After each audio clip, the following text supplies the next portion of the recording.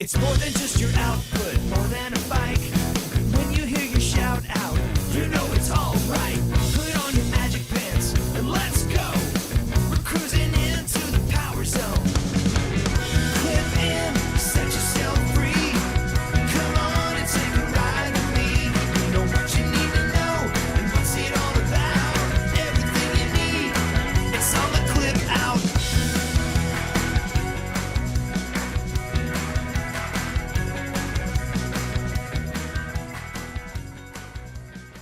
Welcome to the Clip Out Podcast, episode 301. This is Crystal O'Keefe. And this is Tom O'Keefe. Hi. Hi. So we're exhausted from fighting a pharmacy. It's true. It's been a day. It has been a day. We found a pharmacist who we think recently converted to Scientology because that dude don't want to fill prescriptions. It's been a thing. I've never seen a guy fight doing the core element of his job like he has. It was insane. It is. Yeah. So, but we got it resolved. We did. So it was moments ago. Not easy, but we pulled it off. All it took was an email to the CEO of CVS. I'll say it. So the timeline, people seem to be digging. Yeah. And this week, when you hear this, the next branch of the timeline will be released. So we'll now be on 2014. 2014. Mm-hmm. And we also will have a Patreon episode this week where you and me and Diana Nichols, but mostly you and Diana Nichols, who are we kidding? That's true. Do a deep dive into the year 2014 and kind of take you through the timeline and talk about just everything that happened in the world of Peloton in the year 2014. It's so fun to go back and dig through the thing. And there are things in there, I swear, that are going to surprise you. There are things in this timeline that you have no idea that occurred, except maybe OGs. But even OGs, you've probably forgotten some of this stuff because it's been a while. But I am thoroughly enjoying going through this like little walk down memory lane. And if you are a Patreon subscriber, that's how you get that bonus episode that we will be releasing with Diana that goes into the deep dive. If not, then you can still join us. You can still come on over patreon.com/theclipout and join us anytime. Now, people who have been a patron and they have been a Patreon before, a member of Patreon before episode 300, they are still getting a special gift. So it's going to be a minute, but we are working on that and you will be getting in the coming weeks. So sit tight. Super excited. So who is our guest this week? Our guest was Jonathan Yarwood. The golf, he's known for helping people all over the world, like very famous golfers, get even better at golfing. Yes. And top tier.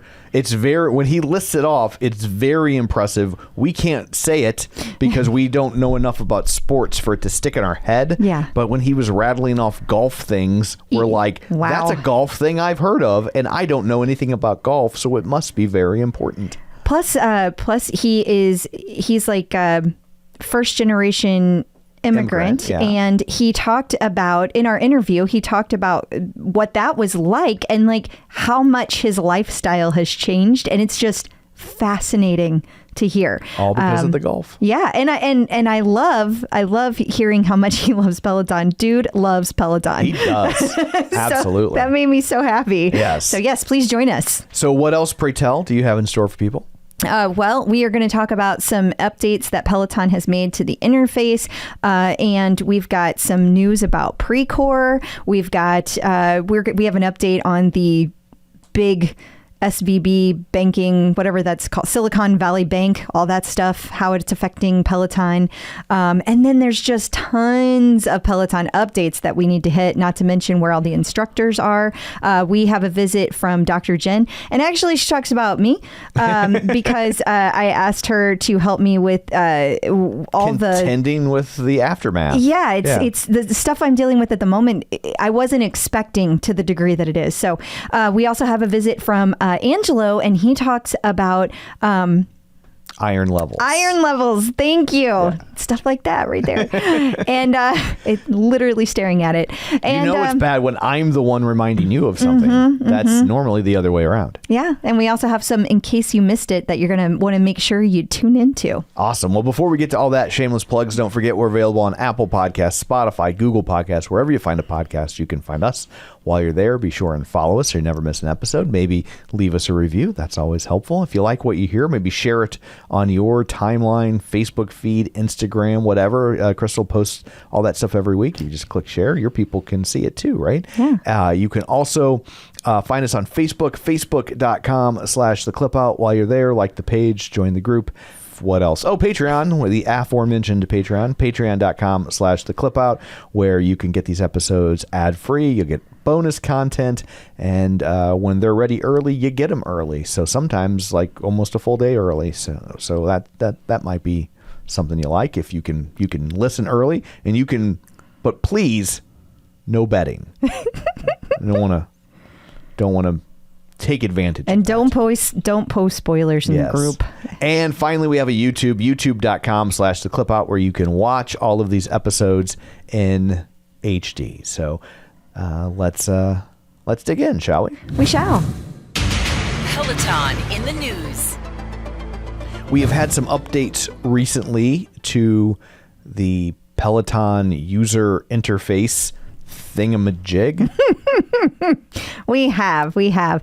Power Zone classes are now automatically displaying the power meter. So before, you had to go in and choose your settings, change your settings to display it, and now you do not have to do that. Some people have reported that if they already had their Power Zone showing, they are no longer showing. So that seems to be like intermittent and only happen for a day. So if that did occur to you, turn everything off, turn it back on. It's probably back by now. Just beat on the side of it like an old TV. Yeah, do that too. That'll fix it.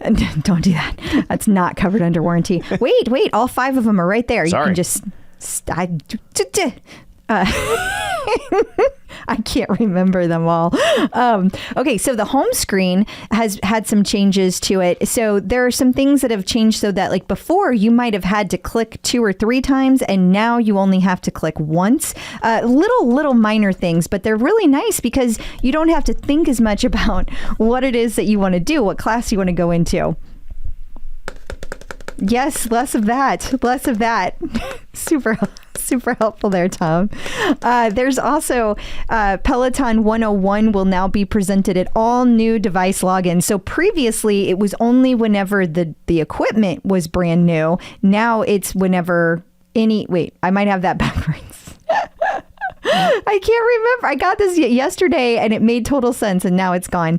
And then the session versus on demand option is gone. You still can have the sessions, but you don't have to like choose between the two anymore. It makes it easier. It's just less clicking. Okay. Should I click again? No. Okay. No, it's I'd not. have to move the mic. It takes long. And then I don't know. Should we go into the separate document to talk about the row form assist? If you insist. I do. The rowing had a form assist before, and it has been updated. Now you get real-time cues. I tried this the other day. Probably shouldn't have with my shoulder, but I did. and I got through a 30-minute boot camp. I really, really like these real-time cues because whenever I have an issue where as I'm pushing off with my feet, I tend to lean back too quickly. And it shows me that I'm using my arms and my upper body too soon, and it reminds me to fix it. And even though I was not in my best like headspace the other day, my best fitness goals, I still had like a 94 when I got done. And I feel like it's been so long. I was surprised that I got that high of a form correction or a form score after having been off the rower for so long. So yeah, that's 94. I'm assuming out of 100. It is out of 100. So yeah. I thought it was really great. And that one area was still the only one that was like pulling it down, everything else I was doing really well. And I think a lot of that has to do with those real-time cues. I know I've heard from some people that they're still feeling like it's not as intuitive as it should be. And I think that just takes some time to feel good about what you're seeing, because it's still over in the left-hand corner, right? You still have to kind of see it out of the corner of your eye. Right. But I really liked having the ability to see what I was doing wrong verbalized for me. Like on the picture here, it shows too much layback. That's not an issue that I personally have. Right. But but Matthew McConaughey, he's too laid back. He is too laid back. He's too laid back. But whenever you see it on the screen, there's something about it telling you that instead of just seeing it lit up that is very helpful and concrete. Like, okay, this is the action I need to take to correct this. I really like it. Yeah. So we saw this week that Precor has shut down a manufacturing plant in North Carolina. Yeah, this is super sad. Greensboro, North Carolina, they laid off 123 employees. You might remember a while back that Precor became, Peloton purchased them, and then they kind of just tried to make it a subsidiary, and now it's like its own wholly parallel company. Yeah.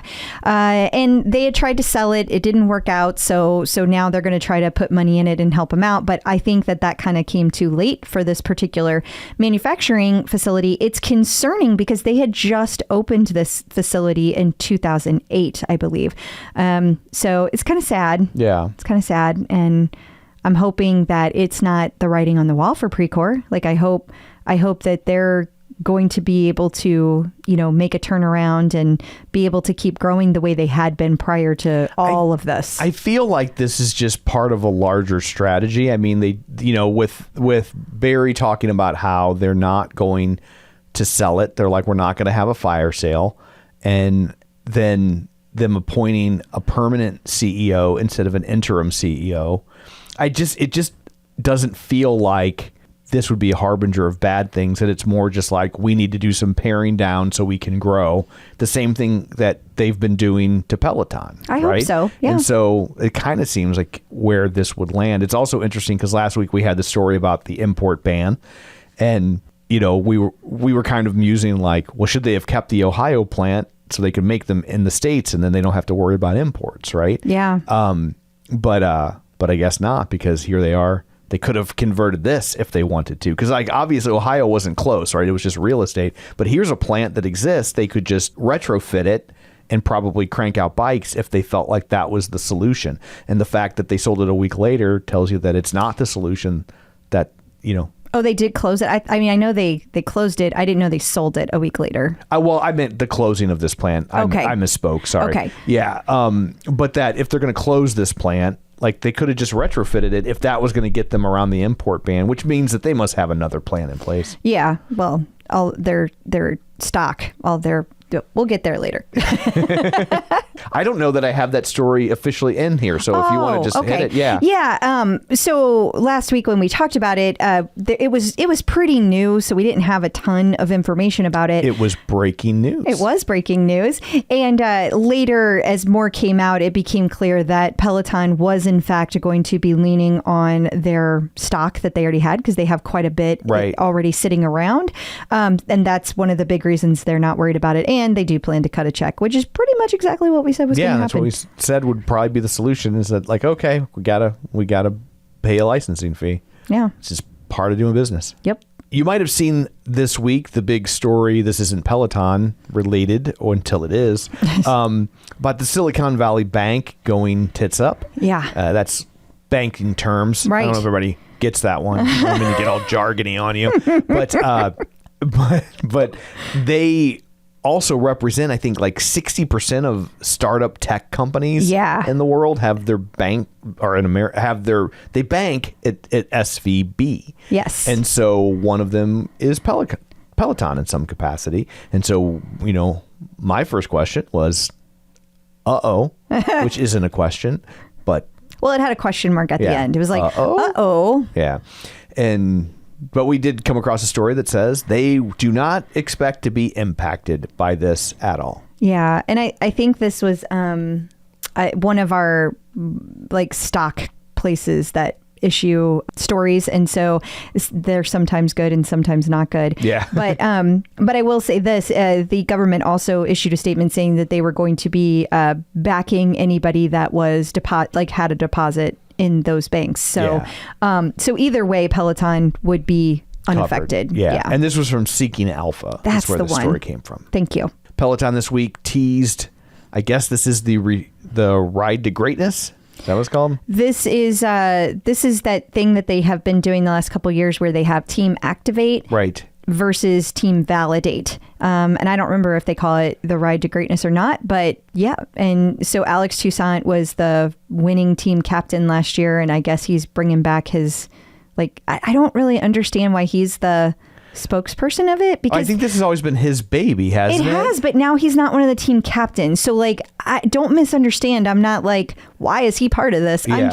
I'm just confused. It appears he's passing the baton. Yeah. But then somehow he's overseeing it. It's still under his umbrella, but they're incorporating other instructors because Jenn Sherman and Jess Sims will be the two instructors this year. Yeah, but then the other interesting thing is that they added in a new component this year, and that is you can compete on the tread or the bike. The last 2 years it's been bike only. So what I'm not clear on is, are Jenn Sherman and Jess Sims the team captains for the bike only? And maybe Alex Toussaint will be a team captain for the tread? Am I reading way too much into this and they're just team captains for both? I don't know. I'm just trying to figure out how it all fits together. Yeah, because does that mean you're going to see a Jenn Sherman tread class? I don't think so. But if you do, everyone get the hell out of my way, because I don't care how injured I am, I'm taking that class. So just be prepared. So we have great news for people concerned about the longevity of Peloton. We have confirmed it will still exist in the 24th century. Oh, thank God. Yes. Now, would you like to explain what that means? No, I think we're just going to leave it there. All right. Moving right along. Okay. No. So on one of the recent episodes of Picard, which is the Star Trek spinoff following Picard... I feel like that's self-explanatory, but if you're not a Star Trek person, maybe it makes no sense to you. He's the bald guy. He's Picard. He's the bald guy, bald captain who's not William Shatner. Yeah. Does that help? Yeah. So in one of the episodes, you can see a Peloton in the background. And it's not like a coffee cup in Game of Thrones that someone forgot to remove. It's supposed to be there. Yeah, it's part of the whole image of the room. So it is clearly on purpose, and now we know that Peloton will be here for at least another 200 years, 100 years. I can't do. This is the 21st. So yeah, but if we were in Germany, I'd make your bunk. I don't know, something it'll like be that. around for a while. Yes, so that's good. Peloton is celebrating International Women's Day by supporting 261 Fearless. Yeah, and this was last week, but I just wanted to call attention to the fact, because Peloton, each year they have been talking about their commitment to helping all kinds of different organizations, and this is their continuance of that. They're continuing to support 261 Fearless, and I just thought that was cool that they called that out on International Women's Day. Yeah. So, and speaking of International Women's Day, they also celebrated it at Peloton Studios London. They sure did. Yeah, and they had an event where a bunch of members came in, and all the members got to meet all the instructors, like Susie Chan. I'm just so in awe of her. But a lot of the instructors, the female instructors from the London studio, were there. It's pretty cool. Luxury London has an article about gamified fitness, the immersive workouts bringing exercise to the 21st century. And of course, Peloton is one of them. It's in the URL of the article. Wait, yeah. And so Supernatural. And it'll be interesting to see if Peloton ever takes any of this into that VR world. Right. There's so much going on with that. I think I could totally see that happening. So we have one of those, and I've played it a couple times. I just feel like it would have a hard time staying on your head while you were riding the bike. Yeah, I don't. The technology wouldn't when you were running. The technology would need to change, and I don't even know I mean, I've seen the VR. There is actually a VR thing that exists on a treadmill, and they like have this giant belt around you to keep you in place. But I think I would feel like I was going to die, like I was going to trip over my own feet. Yeah. Because I can't even walk around the living room without feeling like that. And so that would be terrifying. But I could see the bike, and I definitely could see Peloton getting in this world in some way, even if it's not on the bike or the tread, like doing something different, you know? Yeah. I don't know. They may just be like, hey, we've got lane break and let's double down on that and do other things. I don't know. Well, they've been hiring people for gaming positions, so I definitely think the goal is to add more games or game style interfaces to the Agreed. Peloton platform. Now, whether or not it will be VR remains to be seen. It will. I mean, yes, it will remain to be seen. Not, it will definitely occur.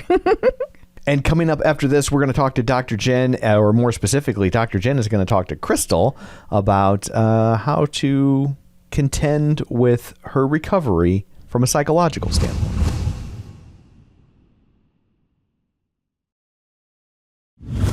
Getting the psychological edge with Dr. Jenn. Joining us once again via the magic of ZoomTube is Dr. Jenn Mann, licensed marriage, family, and child therapist and sports psychology consultant. You may know her from VH1's Couples Therapy with Dr. Jenn, or VH1's Family Therapy with Dr. Jenn, or her long-running radio show, The Dr. Jenn Show. She's written 4 best-selling books, including The Relationship Fix, Dr. Jenn's 6-Step Guide to Improving Communication, Connection, and Intimacy. It's Dr. Jenn. Hello. Hello. Hi. 1 second. Sorry. Let me just turn this off so I don't get alerts while we're all doing our thing together. Or you may know me as Crystal's running partner.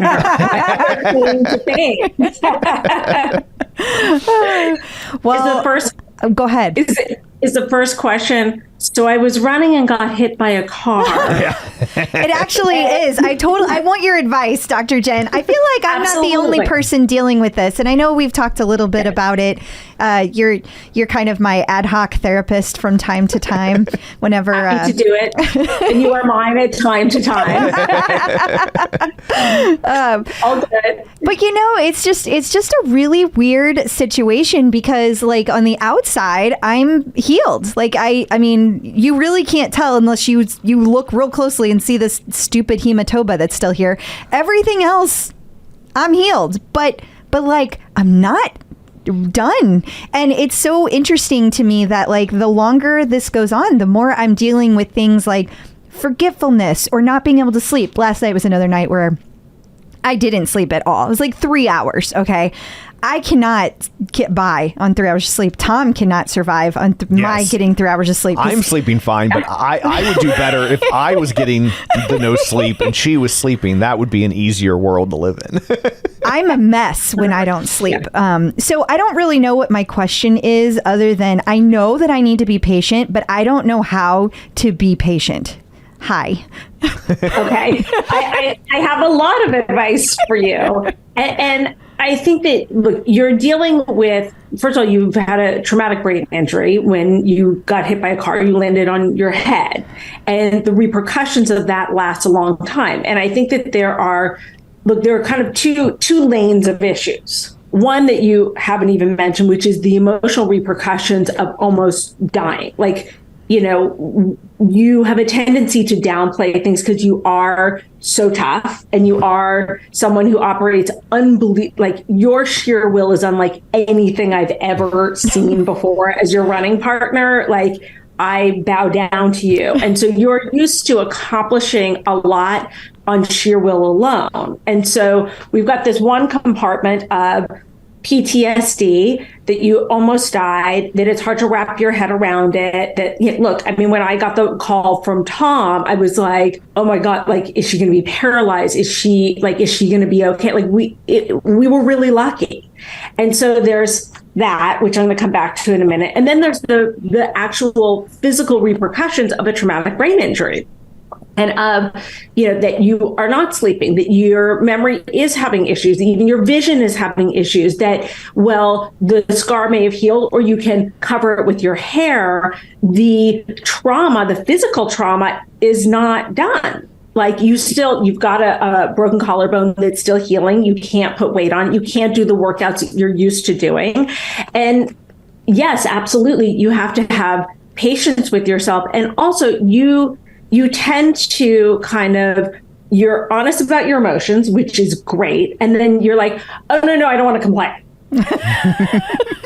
let's clean that up and make nice and put on a happy smile. And I think that there are a lot of people in your audience who can relate to that. I think especially women who run a household, who have to put on a happy face for kids when they're going through something difficult, physical or emotional. And so I think we've got, one is this: the physical recovery is going to take longer than you want it to, and that you need to really tune into your body. And instead of doing what you've done in the past of, I'm going to push no matter what my body's feeling, which has been a great strength of yours, in this instance, you will hurt yourself and overdo it. If you do that, you have to learn to really listen to your body and tune into your body and do your best to honor when your body says, like, okay, this workout's too much for me. Okay, lower the weight, or you need to rest, or you need to skip a day. And that's going to be really challenging for you given your type A personality. Then we've got the other side. And look, you're not sleeping most likely because of the brain injury and how that kind of rewires your sleep-wake cycle inappropriately. But also, I can't help but wonder if there's also a PTSD aspect to it, that maybe some of why you're not sleeping and staying asleep may be PTSD related. I mean, this was a very, very serious accident. You almost died. You could have been paralyzed. Like it was very, very traumatic.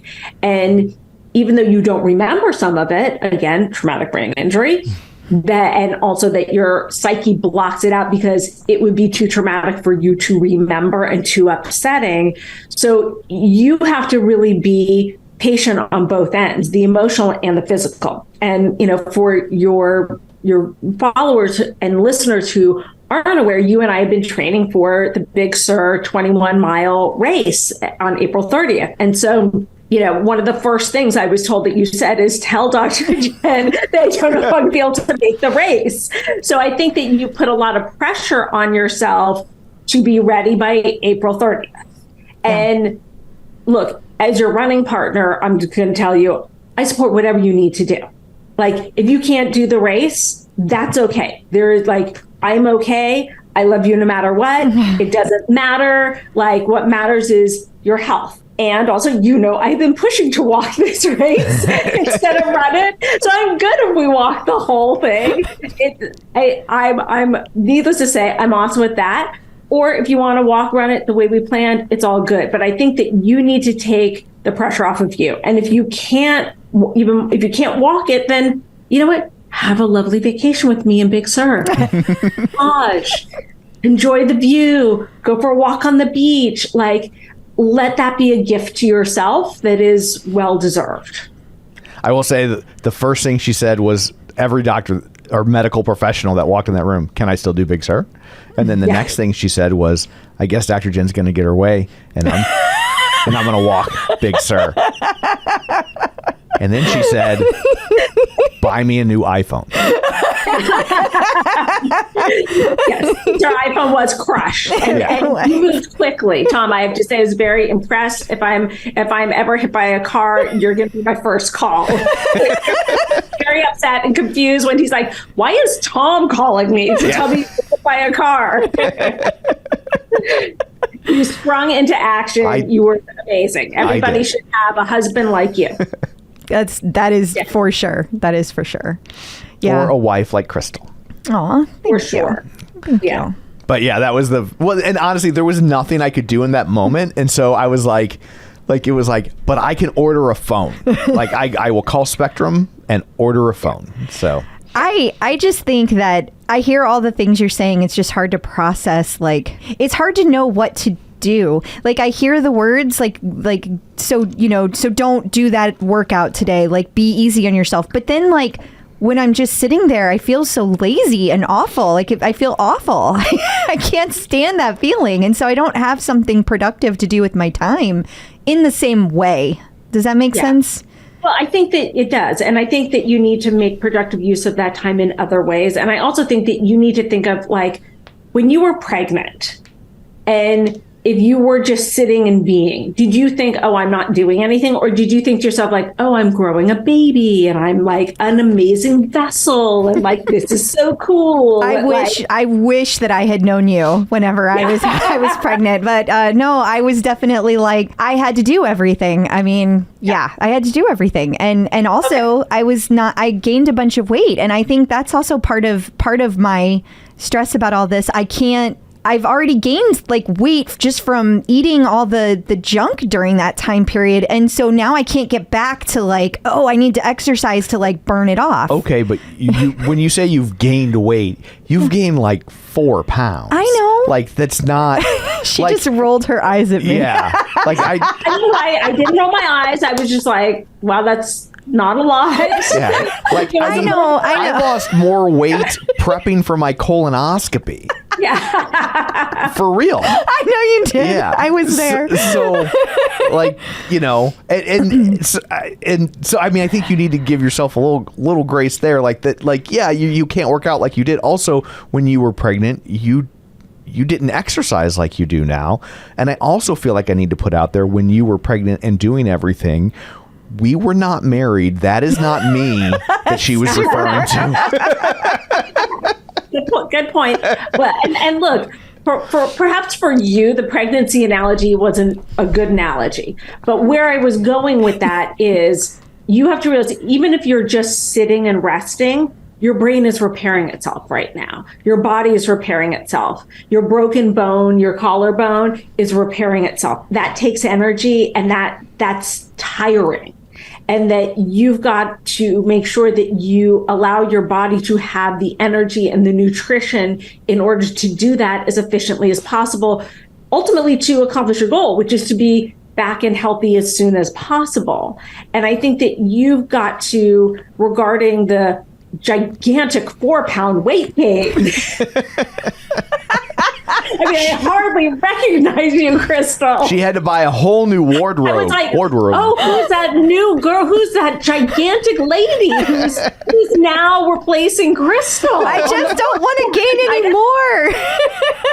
So, look, kidding aside, is that, first of all, you've got to be kinder to yourself and to your body, and you've got to work on some acceptance. And I would really recommend working on, when you have that negative self-talk, you've heard me talk about how we all have like positive self-talk and negative self-talk. We have a healthy self and an unhealthy self. And I always think of it like the angel and the devil on our shoulders. And when that unhealthy voice says mean things to you and makes a big deal about 4 fucking pounds, which like nobody else notices but you, Crystal. When you hear that voice making a big deal about it, you've got to talk back to it, because that unhealthy voice, when we don't talk back to it, it gets bigger and bigger and louder and louder. And so you've got to talk back to it and say, hey, my body is beautiful. My body is recovering. I love my body. I nurture my body. And what you need to do, you don't even have to believe it in the moment, but you've got to, I'd like 3 to 5 positive statements for every 1 negative statement, because that's how you reprogram your brain. And we tend to treat ourselves best and make the healthiest decisions when we love ourselves and are kind to ourselves. You're far more likely to pick a meal that you're going to feel good about when you love yourself, as opposed to when you're beating yourself up. And I think the other thing regarding the food is, you need to look at what's going on that I am, as you put it, eating junk food. And look, you know me, I don't like the word junk food, because I like to view food in a much less judgmental way.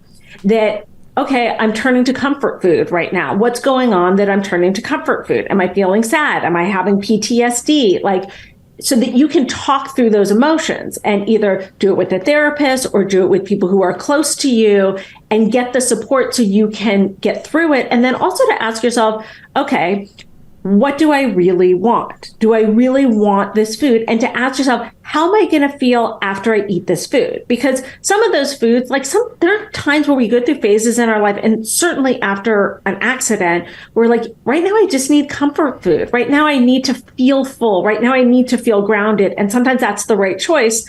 Then there are other times where it's like, No, I want to feel light. I want to feel like I can run down the block if I needed to. Like I don't want to feel bogged down by food. And sometimes it's somewhere in the middle. So I think asking yourself, what do I really want right now? Do I want salty? Do I want sweet? Do I want crunchy? Do I want soft, hot, cold? Like, what is my body craving?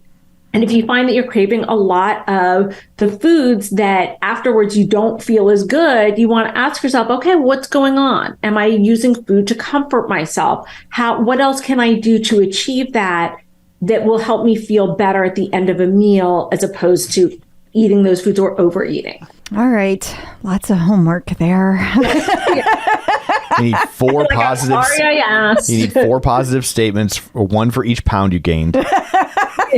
And then you need to be kind to your body. If you need any help with that, Tom is always ready. I'm ready to volunteer.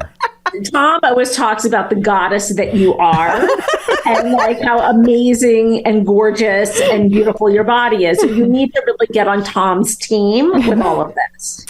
That's a professional medical advice right there. She has written a prescription. Hey, maybe it's a prescription I can actually fill today. Yeah. That's an off-air battle we're having. It totally is, but You know what store you're not going to fill that one. Yeah. Yes, we don't want to name any names because we would hate to embarrass CVS. So, well, thank you so much for all that. Until next time, where can we find you? You can find me on social media at Dr. Jenn Man, 2 N's on Jen, 2 N's on Man. And I post my Peloton workouts on my Insta story. Sometimes I fall behind, but I try to post every day. Thank you. Thank you. Instructors in the news. So a few weeks back, we were teasing Robin Arzon about all the places at once. And this week, it is Allie Love's turn. She is everywhere in order to promote the new Netflix show, Dance 100. We start off with the Today Show. She was on the 3rd hour of the Today Show. Yeah. But it's like a 5-minute segment. Well, she had a lot to share. She looks like she talked about being hit by a car as a child, how that led her to dance after the doctor said she would never be an athlete. Are you going to start dancing? No. Oh, okay. But the doctor didn't say I would never be an athlete. Well, that's good. Also, I'm not 6 feet tall and Barbie thin. Well, so. but I think there are lots of dancers that aren't 6 feet tall and Barbie thin, especially anymore. No, I just meant I feel like she has other things going for her to be an athlete in general. Gotcha. Gotcha. Yeah. And she did it when she was young. It's too late for me. I'll just be happy if I can get back to normal.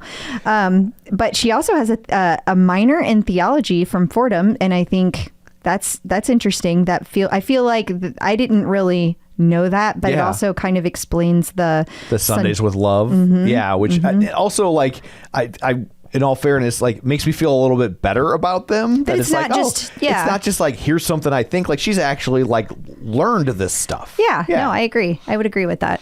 I also find it fascinating. Like I'm old enough to remember. Some of our older listeners will recall this. I remember on the Tonight Show, if he would have somebody on from like, I don't know, if he would have Ricardo Montalban on from Fantasy Island, he would say, Ricardo Montalban is on Fantasy Island, which airs Saturdays on a different network. Like he would never say the name of the network. And here's 5 minutes on NBC of them being like, check out this Netflix show. It's fascinating.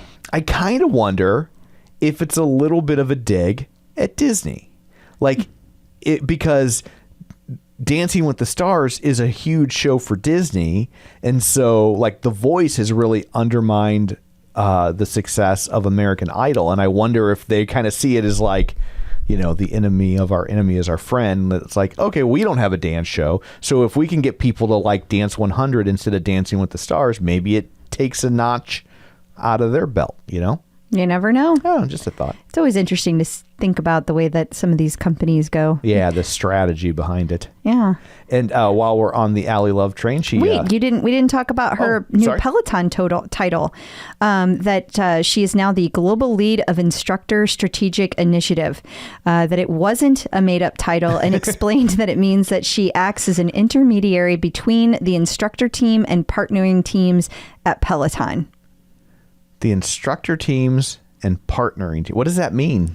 Well, we don't know what partnering teams mean, Okay, so I don't not know. Weird for not understanding. Not at that. all. Okay. I don't know if that means like, let's say, the studio team, or is that maybe the corporate team or the marketing team? You know, like other teams that could, in theory, partner with instructors. I don't know. We don't know. Gotcha. So well, watch this space. Yeah. Also, she posted on Instagram about her Today Show appearance, which she was very excited about, and Dance 100 coming up on Friday, so it will drop the same day as this episode. So you can get that if you have the Netflix. Yeah. Also, Netflix posted to YouTube a Get to Know Allie Love video where they just pepper her with questions. Morning person or night owl, beer or wine, like This or that. beach or mountains, that sort of stuff. Yeah. So it's like you can, if you don't feel that you know her, you can be able to get to know her. Yeah. And finally, in our Allie Love Roundup, she was featured in Ebony magazine. Wow. Yeah. So that's that's a lot of very high profile stuff for her. It is. Yeah. Congrats to Allie. Cody Rigsby has entered the ranks of Peloton instructor authors. Yes, he has. I said on Facebook, I was like, I have a book is the new instructor version of I'm pregnant. Oh, for real. I do like the title, XOXO Cody. An opinionated homosexual's guide to self-love, relationships, and tactful pettiness. I was not aware that you could be tactful while also being petty. Yeah, I failed at it. I got the petty part down. Oh, I got petty down in spades. Yes, I'm really good at that. And while we're talking about Cody, he was featured in Canadian Business. Oh, Yeah. interesting.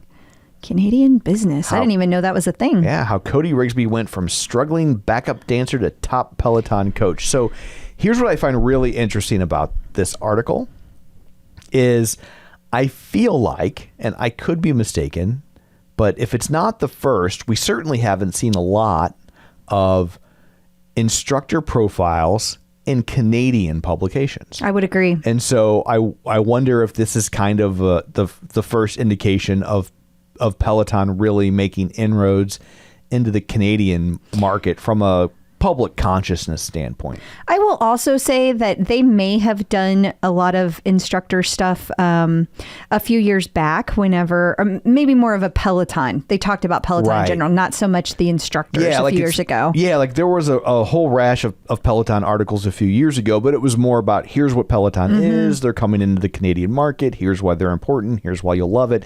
This is the first time I really remember just like, here's an instructor. Yeah. And I feel like the importance of that, it signals that this isn't a PR push for Peloton per se, like those earlier articles were. This now feels more like a publication saying, oh, our research and data, they're Canadian, maybe they say data, shows us that our readers, one, know who Cody Rigsby is, two, care. Yeah. And so I just find that very fascinating. I think it is. I like that you're paying attention, Tom. Every once in a while. Christine D'Ercole had a post and mentioned in class supporting a gentleman who is riding the entire perimeter of the United States in order to raise awareness for SBP. Do we know what SBP is? No, so hopefully it works. I was like spina bifida something. I don't know. I think it was like I looked it up and now I forgot. I want to say it was like some sort of like bacterial something or other.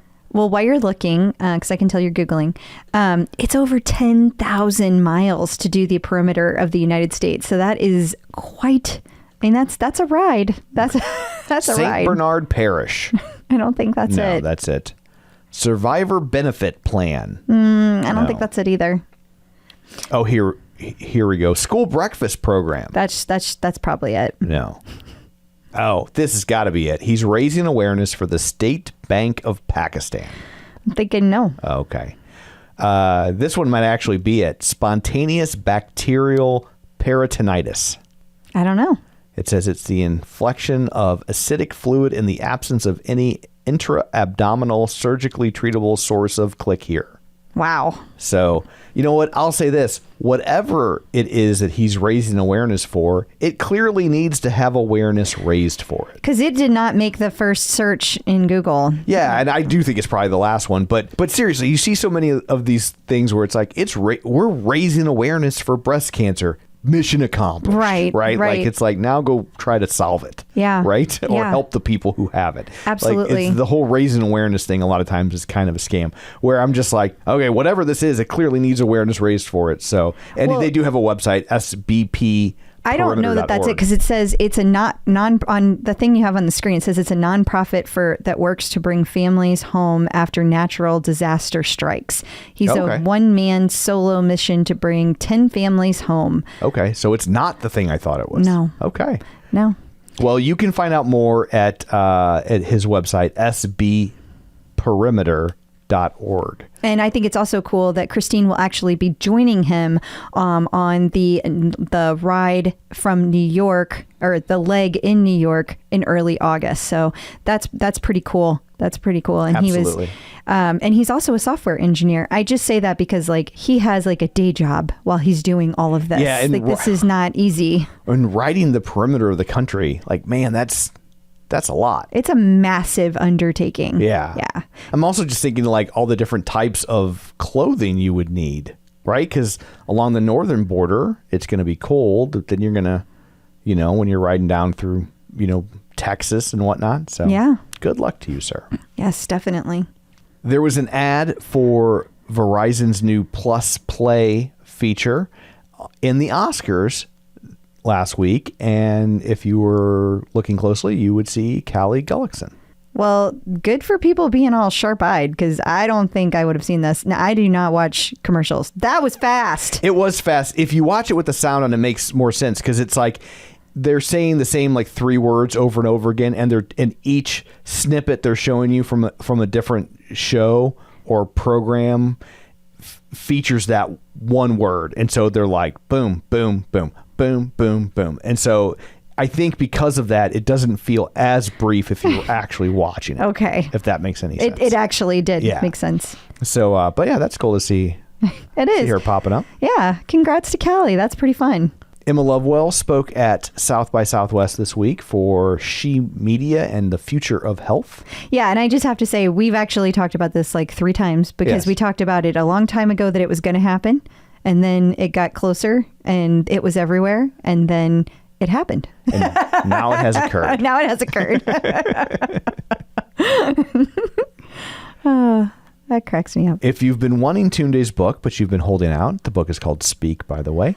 It will now be available in paperback. Congrats to Tunde. And also there's going to be a big event on April 19th where she is going, it's like a year to the day that the book came out, and it's going to be like a big celebration. And also she wants to hear from people like how you have incorporated what was in the book in your own life. And I thought, that's a big moment in the life cycle of a book, because I'm pretty sure not every hardback makes it to paperback. So if you're looking to gauge if any of these books are working, if some of them don't make it to paperback, that's kind of your indication. Interesting. Jenn Sherman celebrated Women's History Month with her epic sing-along. Yes, but it was special because all of the instructors you see on the screen there, they were all in the studio taking the class together. Cool. That doesn't happen very often for Jenn Sherman rides. So I really, really love this. Kristen McGee, Callie Gullickson, Hannah Corbin, and Kendall and Marcel all were in the actual class. I just love that. I think it's really cool. Susie Chan had an Instagram post giving some takeaways from her recent Fitness Over 40 panel. Yeah, and I just love that because, it's this whole being over 40, menopause, perimenopause, it's something that I feel really strongly about, and I've been educating myself a lot about it, and apparently I am not alone. Susie feels the need to talk about it too. There's a lot of stuff people don't know. Yeah. And it's an under-researched area because most of the researchers historically have been boys. Exactly. So I really love that Susie is outspoken about this as well. So. Although you would think most of those boys are married to girls, and they'd be like, I got to get to the bottom of this. Yeah, I think, never mind. I think I should not say a word about that. I think I know what you're going to say. Robin spoke at the Uplift conference. And it was in San Francisco. I don't really know much about this conference, but it was a bunch of creators. That's really all I knew. So Gotcha. I thought that was interesting that she was lumped into that. San Francisco either means creators or tech, but Yep. she does both. I know, So right? It could be anything. She probably talked about Web3 while she was there. Oh, I'm sure. Yeah. I feel like it hit both, you know? Yeah, I'm sure. Yeah. And Dee Shaw spoke at Evray. Is that how you say that? I thought you spelled it wrong. I'm like, no, I spelt it right. Yeah, I don't know. It was some kind of conference, and I know that she got to meet Erin Andrews, and it was just like a bunch of sportsy people. Yeah. That's really all I know. I didn't look that much into that. Sorry. I just thought it was cool. Also, speaking of Aditi, she was celebrating South Asian Excellence at the Oscars, which is an actual event, South Asian Excellence at the Oscars. That's the name of the event. Oh, it's And not what they the do. Oscars. I mean, I think it's like a program in conjunction with the Oscars, because if it wasn't, my guess is the Academy of Motion Picture Sciences would sue the living shit out of them. Mm-hmm. So, no, I definitely think it's like an official Oscars related program. They have all sorts of these kind of satellite programs for different elements. Well, I thought it was really cool, especially given that the first Asian woman ever won this Yes. year. That's really, really cool. She's not Southeast Asian, just to be clear, but still Asian. I realize. Yeah, I just trying to prevent you from getting yelled at on the interwebs. Yeah, But, I mean, nothing really prevents that. Yeah. But yeah, I just thought that was really cool. It's just a connection, even if it's not the exact same connection. For sure. But and that's a great movie. Oh my God, that movie! Everything. It's very divisive, though. Like, some people see it and they just because it's funny because it's almost like a Marvel movie in a lot of ways, because it does multiverses and parallel worlds, and it's very quirky. But it's a blast. It is. Jeffrey McEachern is doing a shakeout run in front of a Berlin marathon, half marathon coming up in April. Yes, and you can go out and meet him, and you can do a pre-run stretch with him. I thought that was really cool. Absolutely. And it's on Saturday, April 1st. So if you're in the Berlin area and you want to do a shakeout run, that's where you got to go. Yep, definitely. And coming up after this, we're going to talk to Angelo. He has tips for people on how to eat if they need to increase their iron levels.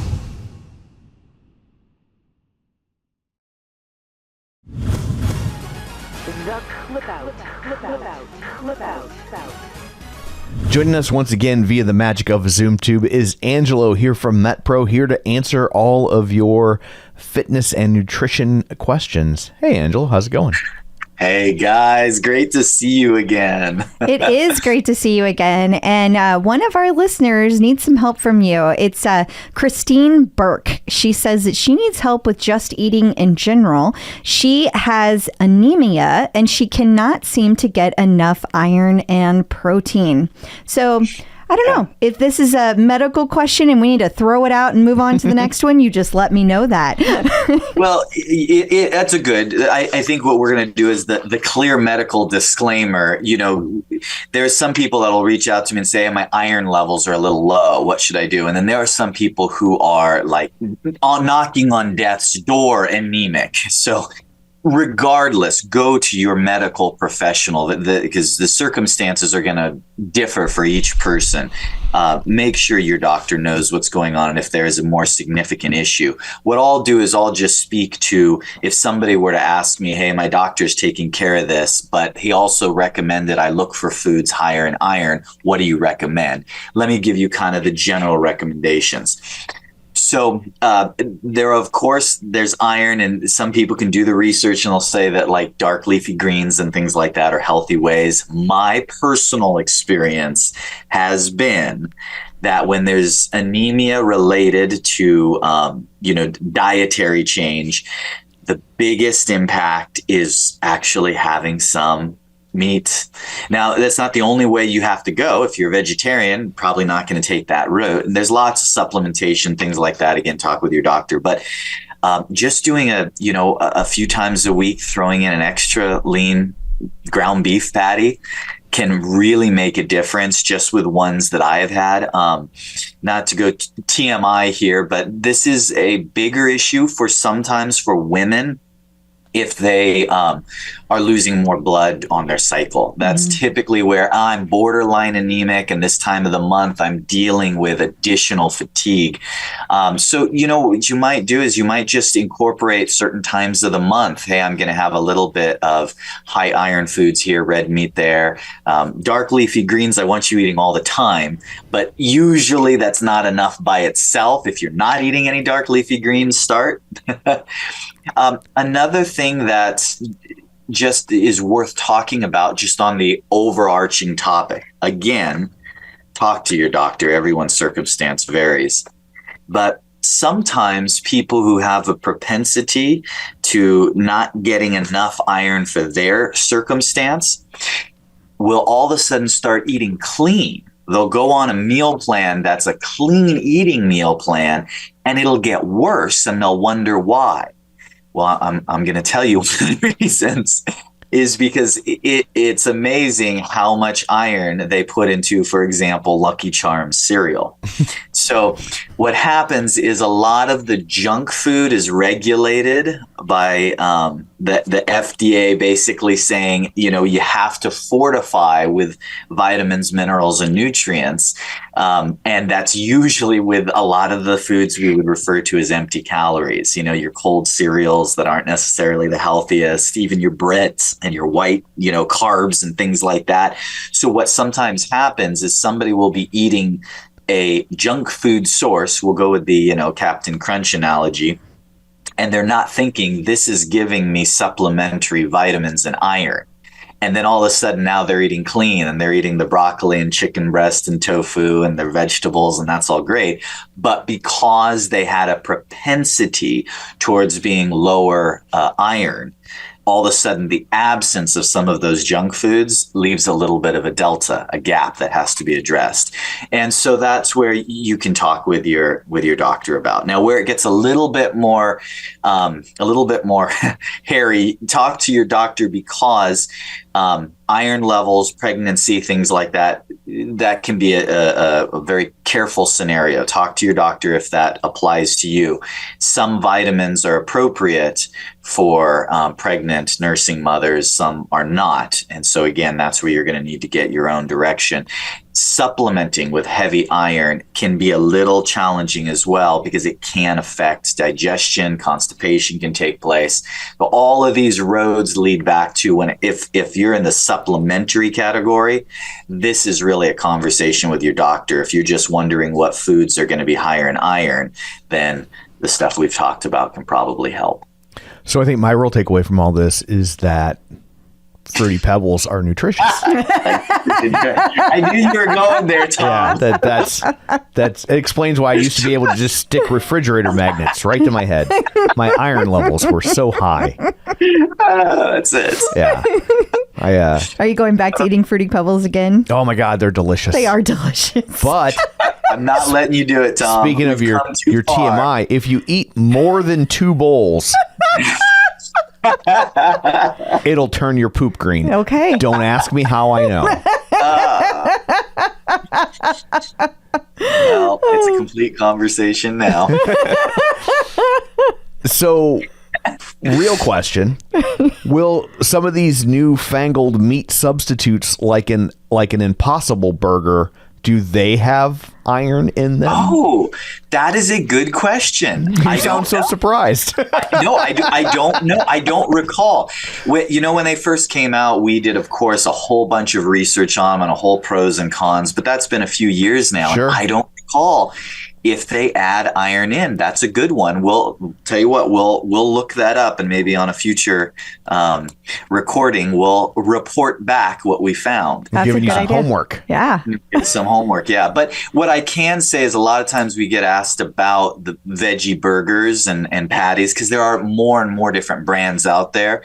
And so they're not all created equal. So one brand might contain it, another might not. And that goes with any ingredients. It might contain something that others don't. And food manufacturers change formulas from time to time. So the best thing to do is just occasionally, if there's something is a main staple for you, just look on the back, look in the nutritional info. You can look at, in this case, iron levels, but any other ingredients that you may be on the lookout for or are trying to avoid.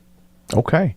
And on a different note, I would recommend Somewhere in Time or Wicker Man or Number of the Beast if your Iron Maiden levels are low. Oh, Those are, And there it is. those are all wonderful songs. So until next time, if people would like Angelo's like, I'm never coming back. real nutritional advice, where can they find you? Thank you, Tom. pro.co/TCO. Thank you. Thank you. Thanks, guys. Peloton artist collaboration. The latest artist collaboration features her. I love that they're going to make herstory. They are. I feel like this could devolve into an Abbott and Costello routine. It features her. Who? Her. What? Yes. It definitely it features could. yes. I love Roundabout. No, not yes. Her. Yes, her? Yes, her Arafat? He has a record out? No, her. Yasser Arafat was a woman? What? No. Okay, my head hurts. Stop. Third base. I give. Yeah. I give. Wait, you're going to do a third base artist series? No, stop it. I'm leaving. Peloton celebrity sightings. We mentioned previously that Emma Lovewell was at South by Southwest, which is in Austin, Texas. And if you're in Austin, Texas, you got to visit one of the Gaineses, right? So You have to go by Magnolia. yeah, so she visited Joanna Gaines while she was there, and Joanna was very excited about it. They both posted on their Instagram. I think they were both excited about meeting the other. Yes, definitely. And I would just like to say that past guest Clint Harp was also in these pictures that were taken, and Emma met him in person as well. So that's pretty cool. Yeah, absolutely. In case you missed it. Ross Rayburn is celebrating 4 years with Peloton. Love Ross Rayburn. He's the best. He was very nice. So nice. So was his dog. Yes. Hattie. Also, in case you missed it, Mela Kind. What a kind. It's confusing because her Instagram, it says kind, but her full last name is Wedekind. Oh, okay. And I think I have to say that every time we have a story about her. But anyway, sorry, I interrupted you. Go ahead. No, we got to get it right. That's what you're here for. I'm just here for dick jokes and Abbott and Costello references. But she is adding tread instructor to her list of duties at Peloton. Yep. So that means that she is the newest German tread instructor. So congratulations. I stopped myself because I was like, well, she's just the newest tread instructor, period. But also she happens to be German. Right. So it's both. The Saturday 60 collection went up last week, and it's probably gone. Oh, yeah. Yeah. The sweatshirt was gone in approximately, ironically, 60 seconds. Yeah, I was like, they call it 60 because that's how many seconds they will last. Yeah, and apparently it's sold out even on the Canada site, which according to Trish, says that never happens. Wow. And it did happen this time. Probably because it's warm clothing. They're finally like stuff we can wear. I am hopeful that my connection and I will work it out that I still get one of these sweatshirts. Fingers crossed. Yes. We should say it's not non-Peloton. It's not an inside Peloton non-Peloton connection. So no one gets their knickers in a bunch. No, I knew it was going to go fast, and it did. Yeah. Rebecca Kennedy has a tutorial on the Instagram for Turkish get-ups, which sounds like a ska band. It does. Yeah, I didn't know we needed a tutorial for these. Are these that hard? I don't know. Huh. I watched the tutorial. I couldn't figure out what she was doing, but I've never heard those words in that order before. Turkish get-ups. Gotcha. I still feel like it's like, coming up next Saturday at the pageant, it's Real Big Fish with Less Than Jake and the Turkish get-ups. I think that's appropriate. Yeah. Well, if people are struggling with their Turkish get-ups, you know where to go get your tutorial. She does a lot of these, so that's super helpful. When you sent me this link to click on, I was worried at first when you were like, Rebecca Kennedy has Turkish get-ups, and I thought she was going to be in some sort of outfit, and she's not Turkish, and like it's going to be culturally inappropriate, and I was like, oh no, Rebecca Kennedy's going to get canceled because of her Turkish getup. Nope. And then it turned out it's some sort of fitness move. So I learned something. Cool. But Glad not you learned how to do something. it. Well, maybe next time. Peloton birthdays. We've got 3 birthdays this week, or 2.5. One Yeah. only kind of counts. So Right. the first is Marcel Dinkins, Happy birthday, Marcel. March 17th. And then also on March 17th, Peloton. Yep. Now, it's not the date of their founding, but it's the date of their incorporation as an official company. So, and you can hear us talk about that, I think, on this. It's either 2014 or 2015 bonus deep dive. Yeah, I think it's this week's bonus episode on Patreon. But one of them, we kind of talk about why that is and how that's their official starting date, even though it's not. Yeah. And also then on March 18th, the aforementioned, I guess pretty much anyone in this segment is going to be aforementioned, Jeffrey McEachern. Yeah. Happy birthday to Jeffrey. Yes. And coming up after this, we're going to talk to Jonathan Yarwood, and he's also going to have some tips for you golfers out there. So stick around.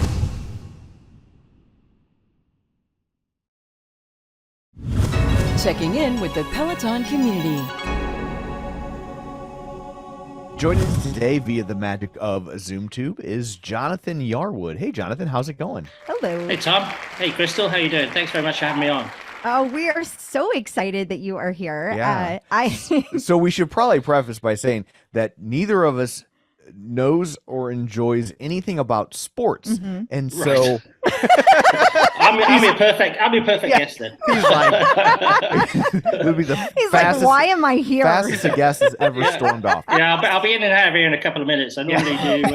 I'm normally quite fated for sports podcasts, but anyway, carry on. But like you're You're a big damn deal. You're a big deal in the world of golf. Well, I wouldn't say I'm a big deal in the world of golf, but I'm quite well known and I've been involved in the industry a long time. And I'm a top 100 teacher and a tour coach and stuff like that, and had some reasonable success along the line. So yeah, I'm That involved sounds in the like- sport, so it's cool. That That sounds like a big deal to me. Here's how I judge big deals in worlds like this.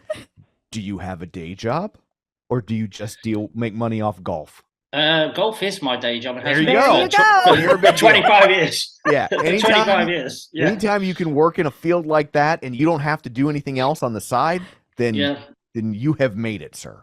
Okay, well, I'll take that. Yeah, and it's also furnished me with some of the trappings of success as well. So I'm very grateful to it and always will be. For Wow. sure. That's awesome. That is awesome. So how did Peloton hop onto your radar and you decided to get it? I don't know. I was staying because in my career I travel a lot. I've been around the world 14 times. I've coached players all over the world. I've coached on every continent and winners on 7 tours around the world. So I travel a lot, and I kind of stay in some decent hotels and stuff along the way. And I've seen Pelotons in some nice hotel gyms and stuff. I try and stay in shape just to kind of, I think it's important to stay in shape, as being involved with athletes and sports and stuff like that. Even though I'm only a coach, I stand around telling people how good or bad they are. I think it's still important. But I saw a Peloton in a hotel. I think it was in Japan. I can never remember Japan or so. I can't remember where it was. And then I saw a couple of ads when I got back to America.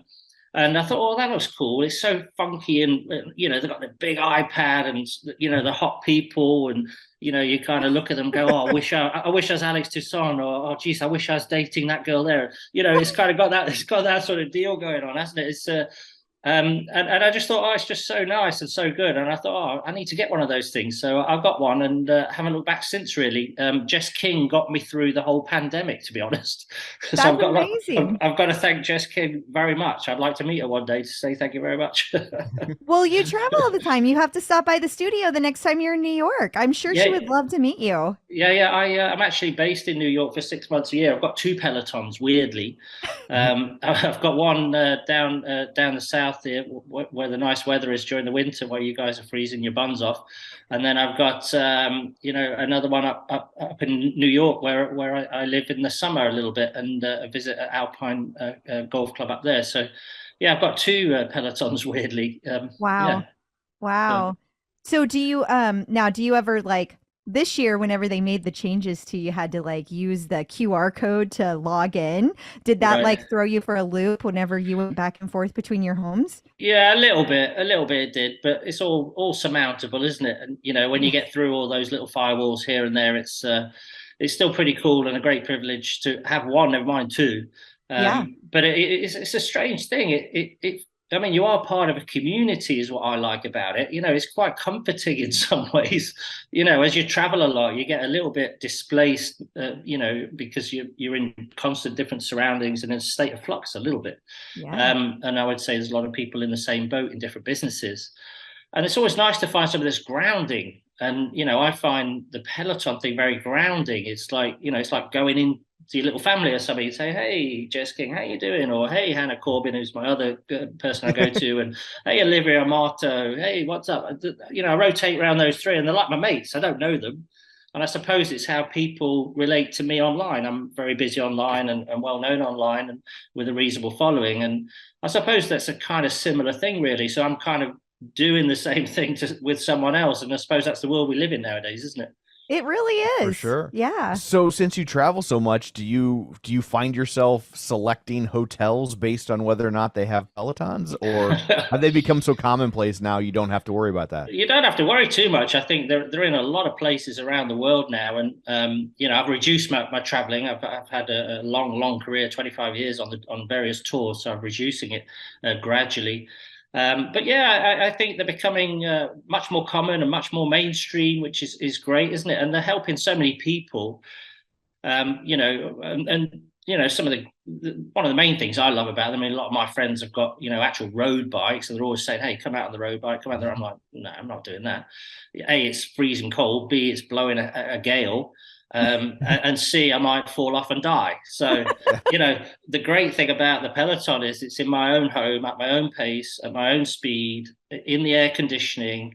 And I can go, when I'm in the mood for it, I can go really hard one day on a 45-minute, absolute, tank of a session. Or if I'm not feeling it, I can do a little 15-minute little jog and everything in between. And I'm not going to fall off. I'm not going to break my nose, and I can do it whenever I feel like doing it. So, it's that's the great thing about it, I think. So I'm curious, do you have like the original bike or bike pluses or one of each? Well, I've got one of each. Okay. Yeah, So I've got the old one and the kind of new one up New York. So I was just curious how they feel differently, because that's something that a lot of people talk about, is that every bike is a little bit different. And they, especially if you have two that you own, that they might feel a little different from a. I suppose it's a little bit like a car, really, isn't it? I'm into cars, and I like Porsche cars in particular. I suppose it's like having a 2020 Porsche and a 2022 Porsche. I mean, they're still Porsches, but they're they feel slightly different, even though they're from the same family, but they're still very much related. So I don't see that much difference, really. Obviously, there's more bells and whistles. You can move the screen and stuff like that on one of them, and you can't on the other one. But I think fundamentally they do the same thing, and that's one of the things I really like about them as well. I'm into engineering and form and function, and the form's really quite beautiful. Really, I've got it in one of my offices here, and it's kind of part of my office furniture. Really, I really like the look of it, and I think it's very futuristic. But how nicely engineered it is as well. It moves so nicely as a piece of engineering. It's very simple. The wheels roll around without any drama, and it's got the integration of the modern screen, stuff like that. It's just a cool little thing, I think. And people say, hey, they become what do they say, like an expensive clothes horse or something like that to some people. But I don't see that. The people I see who I know have got them. I've got some friends in the community, and they all use them. They don't just sit there as a clothes horse. So, I think they're a really, really cool modern way of working out and keeping fit and getting all those endorphins in your body and stuff like that, and in your brain, and keeping fit. But I understand you don't even use one, Tom. You're like into tonal or something, aren't you? What sort of ad is that? I wouldn't say I'm into tonal. I use the tonal. I hate sports. I hate working out. I hate all the things. And so mate, It's just not my jam. Mate, who pays you? Who pays your wages, buddy? Well, I've got a job. Actually, gainfully employed. This is a fan podcast, so that's good. like That's this- good. That's yeah. good. That's good. That's good. That's good.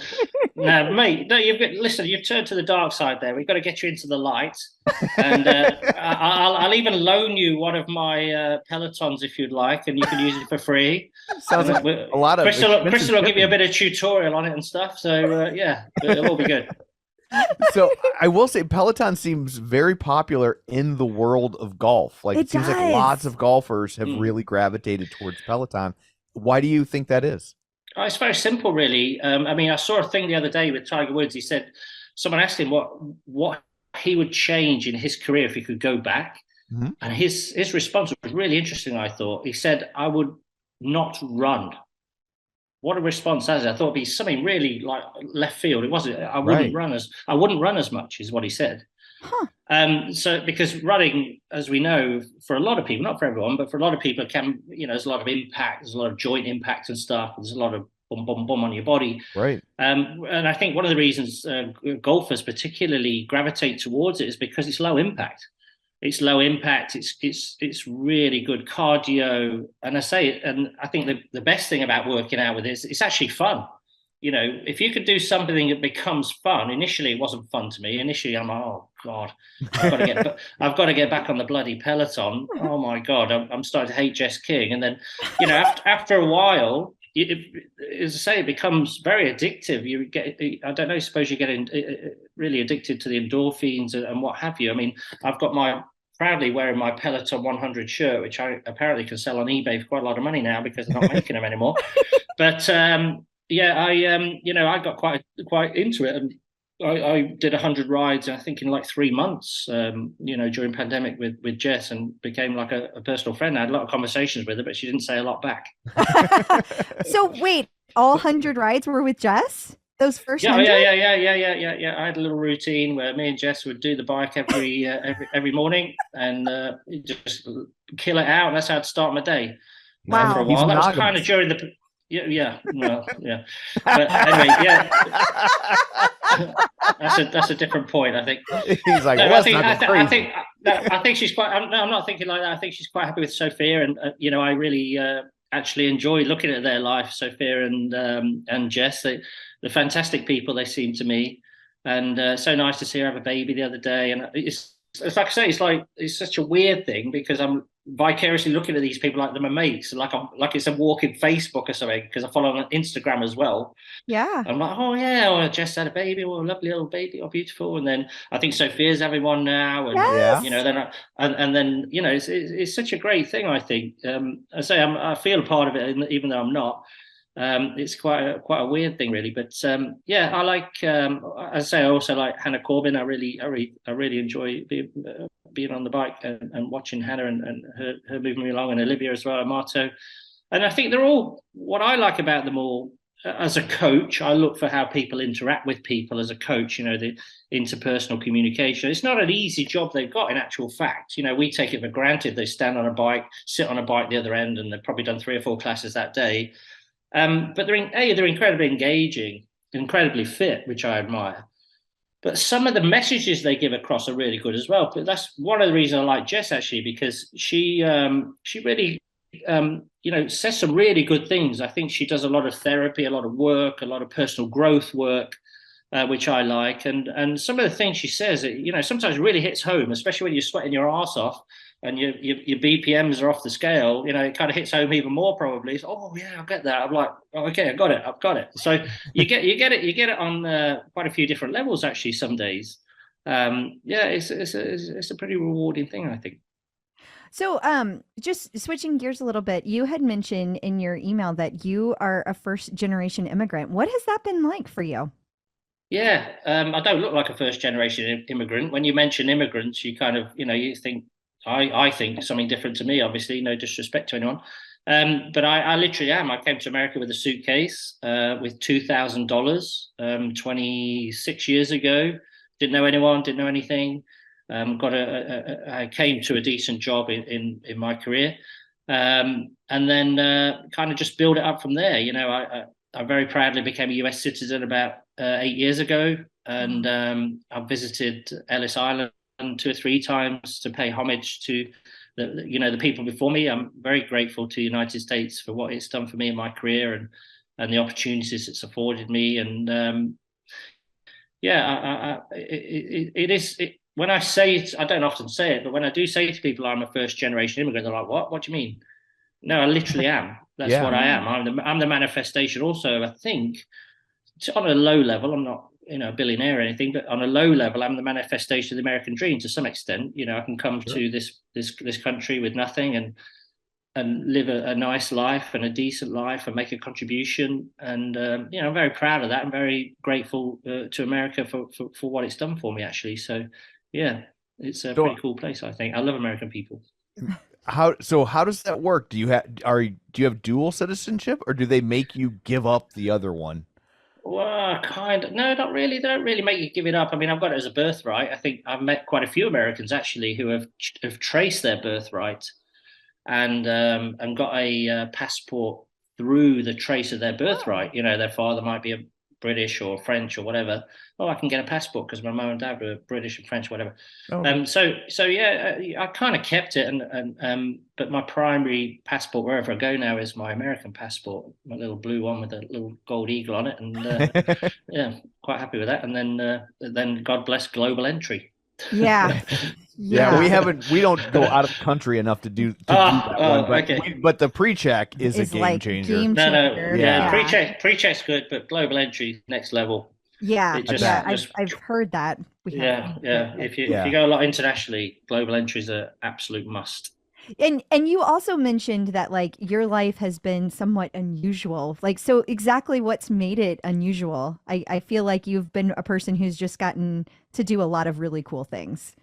I have. I started from, quite an impoverished background, actually. No one in my family played golf. No one in my family was involved in sport. We didn't have any money. We lived in the projects, all that sort of stuff. And, kind of climbed out of there, really. I started playing golf by someone stealing a golf club from one of the players we caddied for, and we used to share it between us on the soccer field. And we dug a hole in either end with a shovel, and we used to share it between 20 of us. And then I swapped my bicycle for that club, and I used to walk for like a year. But I had this golf club, so I could practice more on my own and sneak on the golf course, then get kicked off by the ranger, and my start was pretty weird. And then, as I say, I came to America with nothing, and I ended up doing pretty well and meeting a lot of really good people and working with some great athletes, which has showed me a world and a life that I would never envisage, really. Most people probably wouldn't see, other than the ultra wealthy. I've flown around the world 14 times. I've flown in private jets all over the place. Wow. I've stayed in lovely places. I've coached, some amazing athletes who've won Olympic gold medals, and they've won US Opens, and they've won all sorts of stuff, and been involved in the behind the scenes of sport is very interesting. And you also meet some amazing people from other genres and other walks of life because of that. When you get into that atmosphere of a certain sport, especially golf, people seem to love golf. It transcends a lot of things, and there's a lot of cross-pollination with golf. So you meet a lot of actors, you meet a lot of business people. I know bloody hell, probably 20 billionaires and and famous people, and I've been to a private showing of a private show with Hootie and the Blowfish and Tiger Woods and stuff like that. So just stuff that you just go, what? I mean, sometimes I pinch myself. One day I might write a book, I think, and people will think I made it up. So I'm just curious. Golf is not an inexpensive undertaking, right? Like, it's an expensive sport. And so how do you go from that background to working at the level you do? I would think that, like, normally people that achieve that, they're almost immersed in that world from day one, and coming to it late in life. How did you develop that skill set so rapidly at a late age?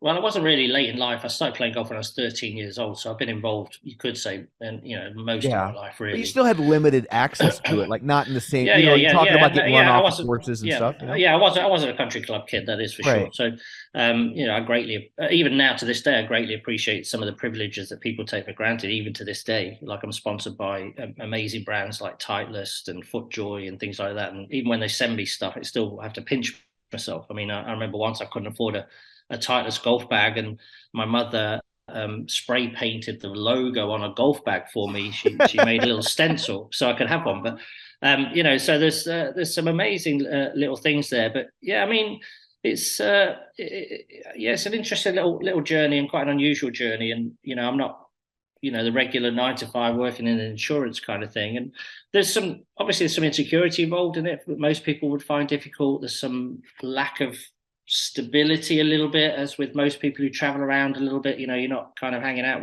down the pub with your mates every Saturday, because you might not be there every Saturday. So there's a lot of different parts of the wheel, that is for sure. So you mentioned the shoes earlier. Tell us the story of the shoes that are behind you. I want to hear more. Oh yeah, those shoes.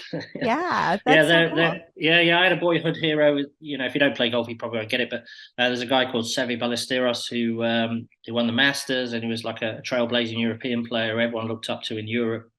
And he was my hero. And again, another weird thing, I ended up helping him in a lesson that one of my friends was giving him in America, and then I ended up helping on my own, and then he left his shoes behind. And I said, "Oh, geez, what are we going to do with these?" And Robert's the coach, the other guy. I said, "Oh, Rob, what are we going to do with these, mate? Sevy's left his shoes." And he's like, "I don't know. I'll ring him up." So I rang him up. In those days, you probably had to put a bloody, actually properly ring him up like this. Yeah. So he's rung him up. I go, "Oh, Sevy, you left your shoes. Do you want them?" He goes, "Oh, no, you keep them. You keep them." He says it in Spanish. I can't do it, but he was such a cool guy. And my mate said, "Oh yeah," he said, "we can keep him." He said, "Oh, I want you to have them because I know how much you love him." So I've had him ever since. That's so cool. I've now got his golf bag, and I've got a few other bits and pieces, and I'm in touch with his son actually. He's obviously Sevy passed away unfortunately because of brain cancer and stuff, and it was rather tragic. But I'm in touch with his son a little bit, who's an amazing little kid, and I don't know him, but I've kind of talked to him a little bit on Instagram and stuff like that. So yeah, it's again part of that strange little journey I've had. That's awesome. That's awesome. What a neat story. Yeah. Definitely not been mainstream, that is for sure. But yeah. So, but back to Peloton, which is the important thing and the reason why we're here. How often do you do it, Crystal? That's my big question to you, my friend. What's the deal? How often are you on it? Okay, so you have to know that I just had a crazy accident a couple weeks ago, 3 weeks ago, yesterday. I was out running on the road and I got hit by a car. No, you did not. I did. That's actually why we were a little bit late. Because I was physical therapy. It was a physical therapy. Yeah. For recovery, yeah, like you could still see. Like, if you look really close, you can see goodness, the knot on her head and the bruising on her arm. Oh my goodness. That's really all that's left that you can see easily. But wow. I have some really bad like road rash scars on my back and stuff too. But okay, so before that, I had been training for doing a 21 miler in Big Sur. I've been very focused on running, so I haven't been biking as much. So I've only been biking like here and there every few weeks. But she has a tread. But I do have a tread. I have a Peloton tread. Yeah. And the original, the Peloton Tread Plus. And wow. I was doing a lot of running on that prior to getting hit. Now I'm just like, can't wait to, now I'm like, I get to do outdoor walks in my neighborhood because I don't know that I'll ever walk on a road again. Wow. See, that's another reason why I stay inside, as I said at the start there. There's a lot of danger out there, more than you think. And, I just got one of my cars serviced, and I walked about a mile to the dealership. It's only just down the road. And I was walking on the side of the highway, and I've never been so scared in my life. These things, you get one of those F-150s going past you at 60, and it's like 2 meters away from you. You think, okay, 2 meters, I'm literally in bits and I'm dead. So it makes you realize how vulnerable you are, number one. And, it's a dangerous place out there if you're not careful, which is why I don't go and do a lot of exercise outside. I stay in the gym or I stay on my Peloton, and that's it. Yeah, I don't blame you. And I don't know that I'll ever do a lot of sport, like on an open road. I had been on a sidewalk and going through a crosswalk when I got hit. Like it was just a crazy thing. It was just a new driver. Yeah, teenage girl not paying attention. Yeah. Took her out, making a left. Yeah. Well, the amount of people you see in America who are on their phones, while they're driving is unbelievable. Like it's very strict in where I'm from in England. Originally, when I go back there, if you get caught on your phone, it's like a £1,000 fine or something ridiculous, and you're banned from driving or something. It's very, very strict. Wow. It's not. I don't think it's quite. I don't think you're going to be banned, but the fine's massive. And it should be a little bit more like that in America. I mean, the amount of times I drive down the highways going pretty quickly, and someone's in the left-hand lane and they're just meandering down there at 75, and there's 7,000 people behind them, and you get near them and you look over and they're on Instagram. Right. Yeah. It's not even an uncommon thing to see anymore. It's not. It's crazy. It's madness. So, someone should do something about it. I think driver's ed early on should be part of the deal. I think also they should be maybe coming out with some laws against it. I know that there's a few places like, don't get on your cell phone, you can't be on your cell phone and stuff like that. But it's doesn't seem to be very well enforced from what I've seen. And obviously, it seems like it only gets enforced if there's an accident and they can prove you were on your phone. We don't see people getting pulled over for being on their phone the same way they get pulled over for like not having a seatbelt on or something. And it's as dangerous as drugs. It's as dangerous as drink. It's just as distracting. You're driving you're driving a machine, aren't you? And it's just as distracting. So you're obviously a victim of that. I'm sorry about that for you. But what's going to happen? Are you going to be okay? Do you think? Or I am. Yeah, I have a concussion I'm still dealing with, and I have a broken clavicle, so it's almost healed. It like I said 3 weeks ago, so they said about 6 weeks that should be healed, and then my knee is a little bit tweaked, but besides that, your ear. Oh yeah, my ear was like, I had like 20 stitches to put my ear back together. Well, bloody hell! My goodness.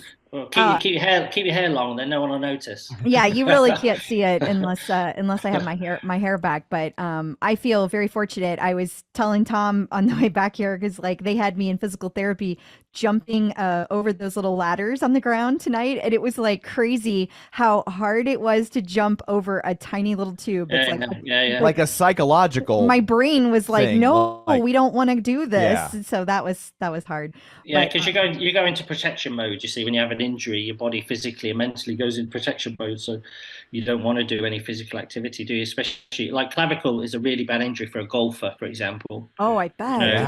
If that would be a disaster, it's really difficult because there's so much emphasis and stress on your shoulders and stuff in golf.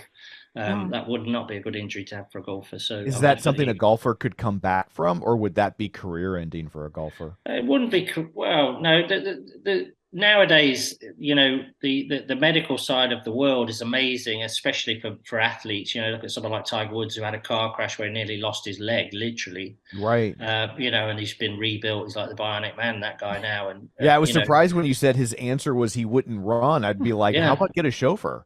Yeah. That's a good point. That's a very good point.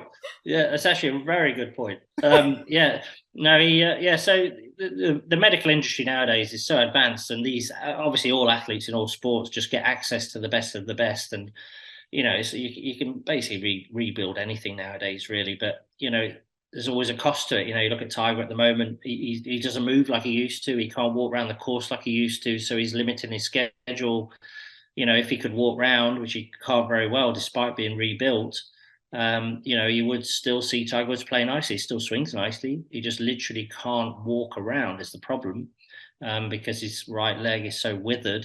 His calf is so withered. It's basically just, when you see him with shorts on, his right leg just looks like a bone with a little bit of tissue on the back, really. Oh, wow. And he's obviously got plates and stuff and all sorts down in his leg and things. So, he's an amazing person just to be able to compete and want to compete. It's just, it's a pretty tough deal, that one. Yeah. For sure. Yeah. Going back to Peloton, do you want to share your leaderboard name with everyone if they want to follow? My name is Brit2USA. Brit, BRIT, and then the number 2 USA. I love it. That's my handle on Peloton. And do you feel like, would you say that Jess King is your favorite instructor then? Am I guessing correctly? Or I really like Jess King, but then I rotate around. Jess King's busy, obviously having a baby and stuff at the moment. But I rotate around. Jess and Hannah and Olivia actually are my 3 go-tos. I was on it this morning actually, and in a little session with Olivia, so it's all good.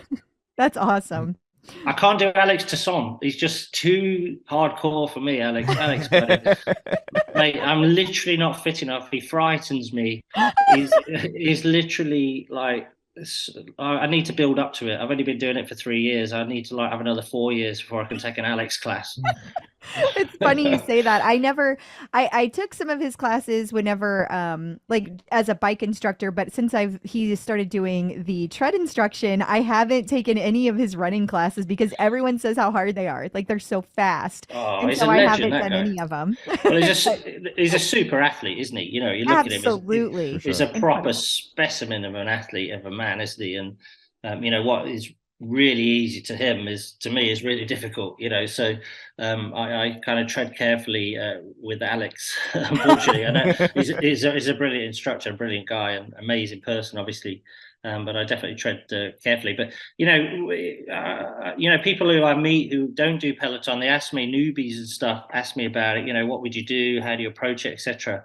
And my answer to those people, the newbies, would be to just take it steady, take it slowly. You know, I think it's one of those things where you can, it's like, oh, I want to lose weight, let's say, and you like starve yourself for a week, and then you like run and do everything, and then you get so hungry you start eating again, and you know, it doesn't work, right? You know, rather than just gently taking stuff off, gently reducing calories, gently starting to work out. It's the same thing with Peloton, I think. You know, to start with, if you've never done it before and you've been sat on the couch for a few years and you put a few pounds on and you've drank a lot of wine and stuff, and you know, 5 minutes to start with sounds ridiculous, but 5 minutes is actually a reasonable little thing if you've never done it, I'll tell you. And then you just go, okay, now I'm going to do a 10-minute class. Okay, now I'm going to do a 15-minute class for a few days. Okay, now I'm going to do a 20-minute class for a few days, and just gradually build it up. And don't put any guilt on yourself if you don't achieve that, or don't put any guilt on yourself if you don't do it, and you know, you've got your little dots every day that you've done it. You know, just be realistic and just gradually build it up. And if you do it like that, I think eventually you get quite addicted to it. It becomes part of your life, and it becomes a lifestyle is what you're trying to get, not a trauma, not a drama, not a, oh God, I've got to drag myself to the Peloton, as it was for me when I started. It's like, oh no, I'm looking forward to that. I'm going to start my day doing that. Like I sit on Peloton, I look at YouTube. You know, I've got some YouTube go-tos. I'll get my phone on. I've got a little stand that you can buy on the internet, and I stand my phone on this little stand, and I watch 2 or 3 YouTube car shows and things like that, and that occupies me while Jess King or Hannah or Olivia's like giving me grief, and then I kind of go from there. Really, it's so it passes the time quite nicely, actually. Wow, that's really cool. Great advice. Yes, Great advice. absolutely. I love that. And I'm just curious for I'm sure we probably somewhere out there have listeners that are golfers. Yeah. Is there a simple golf tip that's kind of a universal thing you can throw out to the masses? Well, on my social media, I've got about 30,000 on Twitter and Instagram, and I'm verified on both. So I do a lot of tips there almost every day, actually. But the biggest thing I come across, which is the biggest load of rubbish, is in golf. Is everyone gets told to keep their head still, which is absolutely the worst thing you can try and do. Really? It's total rubbish. If you hit a bad shot, it's not because you've lifted your head up, even though your husband might tell you or whoever might tell you. It's absolute rubbish. What happens is in golf nowadays, I know as non-golfers, you probably think it's an old-fashioned sport played by, you know, old guys with plaid trousers. But it's not like that at all nowadays. It's, you know, I use a lot of sophisticated equipment. I use a thing called a TrackMan, which is a $30,000 device, which measures where the ball goes and what the club head's doing. And I use force plates, which are, you could use in a laboratory, which are 50 grand, and they show you where pressure and mass and forces are, and they can, you know, and then high-speed video and things like that. I do a lot of online coaching as well with people in 48 different countries, send me their swings and stuff like that. So you know, what we've been able to ascertain from that and all the data and all the modern approach and the modern equipment is how it all works, what it actually works. There's no guesswork involved in it anymore. So a lot of the myths, like keep your head still, swing slowly, take it low and slow, we've actually disproved them with technology, and we've disproved them with you know, a more robust approach. Like I can show you, for example, Tiger Woods swing or Rory McIlroy swing in 3D in real time, and we can measure 250 different data points of his swing to show you the facts of what's going on in his swing rather than just guessing. Yeah. Wow. So it really is a pretty advanced sport nowadays, especially at my level, and also at club level. You can go in New York and go to the Peloton studios, but you can also go and go in one of the 5-iron golf or something like that, which has got a lot of this technology in, or Connect Golf or whatever in the city. Or there's loads of these places springing up all over the place that are using a lot of modern technology. So my biggest thing would be, as I said at the start, just that was a long-winded answer, but don't try and keep your head still. Let your head move from the right to the left. It moves up and down. We know it moves about 9 inches in a golf swing for most players. Really? And then you'll be able to then articulate your body better. And if you can articulate your body better, you're going to start hitting down on the ball a little bit better, and you'll be much better off. But if you hit a bad one, don't let anyone tell you lifted your head up, because that is absolute rubbish. Look at that. Wow. That's good to know. That's from the source right there. I played golf one time in my life. My dad took me golfing when I was like 13. And the thing I learned that day about golf that I've never forgotten is, I don't know if you know this, there's a maximum number of strokes per hole. Oh, jeez. Yeah, that's if you play beer golf with your buddies. There is. Yeah, that's where they're oh, you need to move along now. Pick it up, pick it up. Yeah, like Pick it up. and I say, thank God there's a maximum number of strokes per hole. You'd still be there? I'd still be there. Yeah, I would say whenever people say to you, "Look, Tom, just do the putting," Yeah. you know you suck. Right? So They wouldn't even let me do that. They were finally just keep score. Yeah. But I tell you, if people want to experience golf, there's an amazing thing that's all over the country now, all over Europe and America, called Top Golf. Yeah, we have one of those here now. Yeah, well, it's pretty much like bowling meets golf, right? For sure. I said the exact same thing. It's a fun night out. It's great food. It's a great atmosphere. I love stuff like that because it throws off the stuffy image of the sport, right? I do anything to throw off the stuffy image of the sport.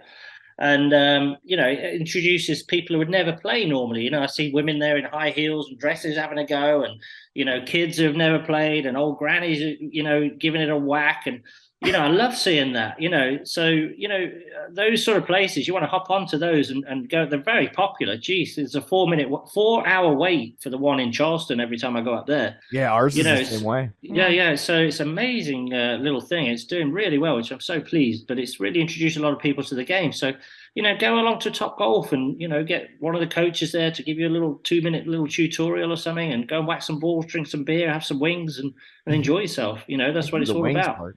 Yeah. I like the wings. Well, if you've ever been you to have to go on Peloton for about a week after the wings, that's a problem. If you've ever been to a Top Golf and you're like, how the hell did a club get out there on the field? That's me. Yours. That's that was me. Tom's I did that. been there. He went to that Top Golf. Mate, I actually might have seen that on Instagram, Tom. I didn't know it was you. I didn't know it was you, but obviously it is. It's you. You're like the phantom club thrower. I have it's not out of anger. I'm just bad. It just went flying. No coordination. Yeah. Okay. Well, what you can do, you can film your swing on your phone and send it to me, and I'll give you a free online lesson to get you going. How's that? That was a little plug for my online lesson service. Well, let's give a real plug before we let you go. Let them know where they can find you and all your stuff.